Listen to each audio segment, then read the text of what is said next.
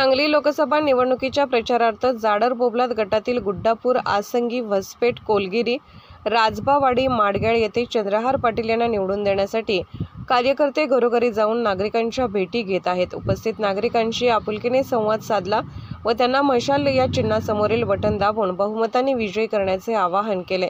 यावेळी रमेश कदम, जिल्हा उपसंघटक यांच्यासोबत दिनकर पतंगे, महेश कोळी, तालुका उपप्रमुख, चेटलिंग कोरे, तालुका प्रमुख युवा सेना, प्रकाश कांबळे, जाडर बोबलाद विभाग प्रमुख अबू मुजेवार, आमसिद्ध हिंज, तालुका पूर्व संघटक दयानंद नाटेकर, सोनाळ इत्यादी कार्यकर्ते हजर होते।